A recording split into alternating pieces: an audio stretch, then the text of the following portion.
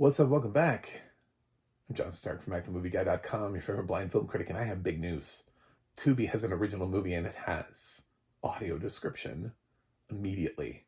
Like day and date, they dropped this, finally, a new movie from Tubi that they bothered to put audio description on. It is R.L. Stine's Pumpkinhead, and the audio description is done by Descriptive Video Works, and I am pleased as punch. Thank you, Tubi, because Tubi has not been doing. They've been in the game a little bit too long now and have not been putting much audio description on films, especially films that they kind of try to elevate a little bit by sending out as being like a Tubi premiere. Great. What about the audio description? Bastards. Anyway, so Pumpkinhead. Now this is based on a section of our. Look at me. Of course I fucking read Goosebumps. You know? Of course I did. I breathed. I lived, eat, slept, breathe. Like, I was enveloped in Goosebumps books in elementary school. Like, it was released when I was a kid, to the point where I actually remember going to the bookstore on a regular basis for the new Goosebumps book. And I had friends that would do that, and we would be like, oh my God, is the next one out? I think when the series first dropped, there were like 3 of them available, and then we just kept waiting for 4, 5, 6, and then so on and so forth. And they were released with semi-regularity. It was almost like collecting comic books. So R.L. Stine became like such a huge part of my childhood, and I don't know, I still have, I don't think I have all of them, because eventually at some point I did grow up and I stopped reading Goosebumps books. I have at least like 30, maybe 40, but at least 30. I'm gonna say conservatively 30 Goosebumps books. And they're all in order, so it's whatever like the first 30 are. I'm not like missing one. Just at some point I ended up stop buying them, so I don't know like the last couple. I read a bunch of Fear Street books, and also um, Give Yourself Goosebumps. He had a series that was Goosebumps adjacent that was like Fear Street. I have a bunch of those books. And I read, he had, even when I grew up a little bit, he wrote a book for adults to try to get into that field too, to be like the next Stephen King. And it was a little bit more brutal, a little bit gorier and that kind of thing. And I read that, and I don't remember the name of it. So I would say I'm a pretty big R.L. Stine connoisseur, but I never got around to the Haunting Hour. I watched the Fox Goosebumps series back in the day. I always preferred the books to the series. But I did not watch this, so apparently there's something in there that was suggestive of this Pumpkinhead thing, and they spun it off into a movie. So that's how we got Pumpkinhead. It's not the same Pumpkinhead, like the 80s horror movie. It's not the same thing. This is R.L. Stine's Pumpkinhead. That's why they have to put R.L. Stine's there. Otherwise, it's very confusing, and you would think it's a remake. It's not. So, there's nobody really notable in this cast that I recognize, which you can tell because the acting is all just eh. The kids actually do like the best job. This is one of those films where they get like the adults who have sort of overacting awards up on their horizon, to try to, their caricatures of what they're supposed to be. Like the mom even feels like a caricature. She doesn't feel like a real mom. She just feels like a caricature of a mom. And you get that a lot in content that's aimed at little kids, like younger kids, like under the age of 10. But there's also like a decapitated head in here, and some other stuff. So I don't know what the target demo age is for this. I think this might be a PG-13-ish type film. So if you're thinking about watching it with your kids, I would say from the descriptions of some things that I got, I would say comfortably 10 and above. I think you'll probably be fine with 10 and above based on how parents parent their children nowadays. I think your 10-year-old will be fine. But I would not throw this out as the first. There are much more family-friendly, spooky things to start them with, like Hocus Pocus, and The Nightmare Before Christmas, a couple things like that that just make more sense. So start them on those and then work their way up a little bit into this. This is, I would say, the second tier. Even Casper is technically like great for the Halloween season. So this is like whatever the next age bracket is above that.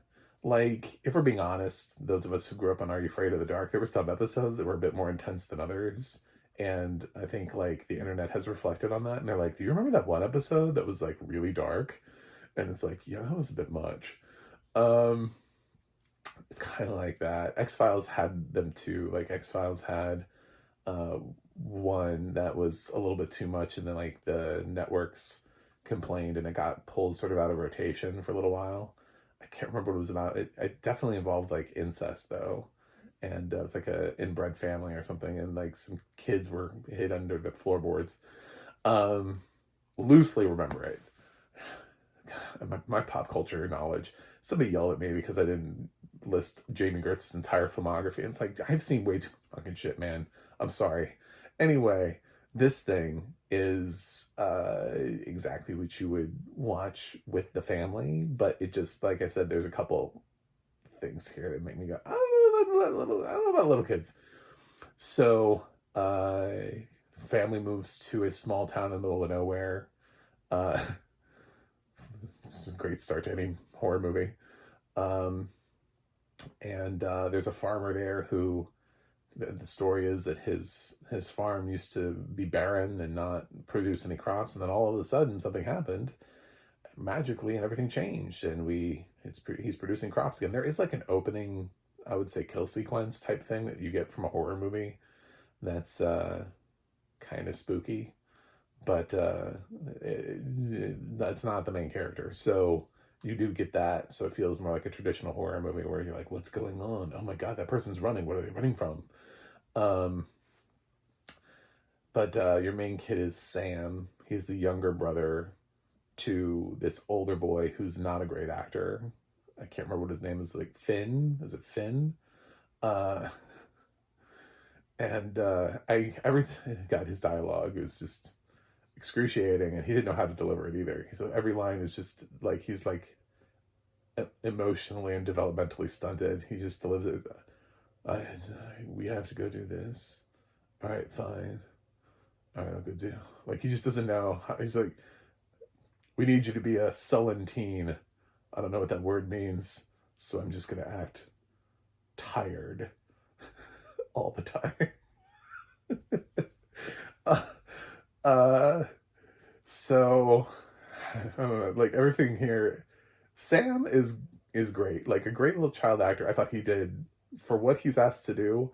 He gives the exact performance you would expect in this movie from a child performer. There's also a girl that he teams up with that's from the town who has a lot of answers. She's really good. Everyone else is comically weird for one reason or another. Like they're all doing these weird things, which is why I was like, this has to be for kids. But at the same time, there are plenty of things that are made for kids and people act normally. So I don't understand why we have to do this. So, but yeah, there's one point where there's a decapitated head that rolls out of a bag, and I'm like, I don't know, did we do that for little? Was that in Are You Afraid of the Dark back in the day? Decapitated, I don't know. I know it's kind of because there's that whole Oz uh, one where what was it, Return to Oz, where she keeps taking off the heads and putting on like new ones. So I mean, like I know we had some weird shit back in the day. So I'm not saying your kids can't watch this. I'm just not endorsing it. I don't want to be the one to tell you to be like, put your 5-year-old in front of this movie.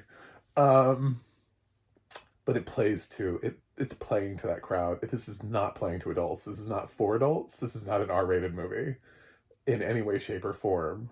This is made for kids, preteens at best. Once you start getting into teenagers who are actually going to sneak off and try to see the real slasher stuff, no. Even preteens is like a stretch because they look at the other things and they're like, I want to see the I Know What You Did Last Summer remake. That looks fetch. Kids don't say fetch. That looks 6'7". So there's a mystery here. I don't want to ruin it. There's like a, why is this thing happening? But basically, Sam has to rescue his brother Finn from a curse. The movie, and there's some interesting stuff here that plays around with the farm and people forgetting, and but kids can remember. But as soon as you turn 18, I love these really specific things. They're all like, these are the kind of silly things that work here, where we just go, well, of course it's 18, and we're selling that to kids because that's when you become an adult, is at 18. We want kids to know that you're not an adult until 18, so you don't make adult decisions. That age is different with every country.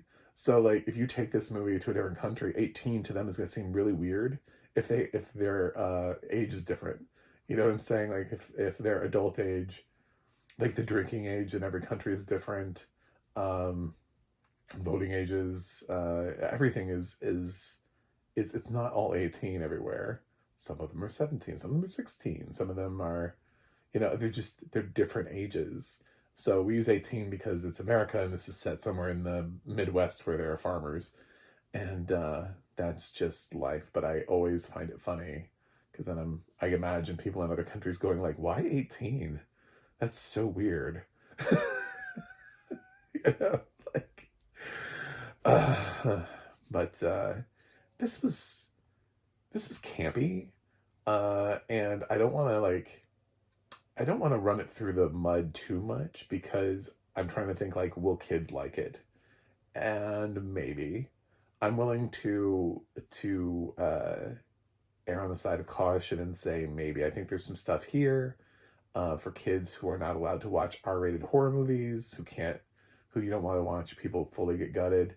If there wasn't a head that rolled out of a bag, I'd be all on this. I'd be like, listen, there's nothing here. There's some creepy stuff that they do with some plants eating some people, sort of eating some people, I would say, but I feel like you would see that in some other films. It's not nearly, Hulu had a movie last year, Carved, that was really gory. Uh, it's not that. So I think the stuff here, if it wasn't for the one head, so if your kid has seen a head before, go for it. Has seen a decapitated head, go for it. If not, tread lightly. But yeah, we saw all sorts of weird shit. I mean, Indiana Jones, where he rips out the heart. I saw that when I was young. Too young. I remember that. I was like, oh my God, what is happening? So it's free. It's on Tubi. It's Pumpkinhead. It's an R.L. Stine thing, so it's obviously aimed at kids. They don't put R.L. Stines in front of something hoping to rope in the adult audience. They don't go, R.L. Stine's Bloodfest. Come on, adults, don't you trust the R.L. Stine brand the same way you do Stephen King? No, he's Stephen King, but for kids. So I think Stephen King has officially given up on the child market and figuring like, that Stine dude's got it. I don't know. My stuff is more mature. It shouldn't be read by little kids. So use this as a gateway horror, but is it great? No, it's not. It's a straight to video R.L. Stine movie with no discernible cast members in it that I will ever remember. However, I don't want to also besmirch, because the youngest talent here is also the best talent. Sorry, like, the younger in age, the more appropriate they feel for this film, and everyone else around them is exaggerating the acting. So the villains feel like super villainy, and the crazy wacky guy that lives in the van feels way too crazy wacky. He feels like like a like a like an adult child. It feels like the role was written for Jack Black 20 years ago, but he turned it down, and they've been waiting, and they just finally gave up. They're like, eventually Jack will say yes to this movie. Well, he never did, so we're going to make the movie. So it's exactly the kind of movie that he would have made, the kind of role that somebody would be like, oh yeah, did you see School of Rock and Shallow Hal? That guy. Let's put that guy in this movie. So now somebody else has to pretend to be that guy. It kind of has a cool twist at the end. So I'm super on the fence on this, because I don't want to see the movie again. I'm not gonna say I had the most pleasant experience ever, but also I used to love R.L. Stine stuff, and it's not the weirdest adaptation I've seen of an R.L. Stine thing. Like, it's not my least favorite screen adaptation. I don't know why we need to do the overacting kid things, because there are other things that are aimed at kids where the actors just play normal. They play it straight. They don't do this hokey acting thing. Kind of ruins the movie for me, and kind of makes it really hard for me to. It's not even really campy. It's just kind of like it feels like Sesame Street. You know what I'm saying? Like, it's just like, why are we belittling, you know, can't we just have normal actors here? But uh, the twist is fun, and the fact that they stick with it, actually. The ending has, I would say, not a happy ending to it, and they go with it. And there were a lot of Goosebump books too, where it was like, yep, that's the ending to the book, and you just lived with it. I'm like, that's very on brand for R.L. Stine, that they didn't give you a happy ending where everybody hugs and goes, oh my god, this is amazing. Life is full, life is complete. So audio description was excellent. Descriptive video works. It's human audio description, which is a huge plus. There's also the Tubi effect of it, which means I watched it on Tubi, which means I'm constantly being interrupted by commercials in weird places, by the way. Like in mid-word. Like somebody's like mid-word and it'll just cut to commercial. And I'm like, God, I hate this. Can you please just go in and find breaks? Even on like your own content? Like, this is supposed to be a Tubi branded thing. Can you not find a break? And program the commercials? So I I'm gonna go slightly negative here, but with the caveat that your kids will probably like it. I can't get past the acting. I really can't. I didn't like any of the adults in this movie, and it's killing me. So this is the highest rotten score I will give to a to a film, a 5.9 out of 10. Yes, I'm going rotten on R.L. Stine's Pumpkinhead. I think it's it reminded me a lot of what I like about R.L. Stine, but that doesn't mean that the creative team that's behind it necessarily has made the best version of it. Do I think there's a better version of this to be made that still is made for kids? Absolutely. Do I think there's better casting that could have been done here? Absolutely. And it's those imperfections that I have to lean on. I'm really happy that Tubi's using audio description. I think this is one of the better Tubi movies that I've seen. But at the same time, I can't. I just cannot do it. But I also realize that I'm an adult and your 10-year-old might love this. So that's it. Thanks for watching. Thanks for subscribing. And I'll see you guys on the other side.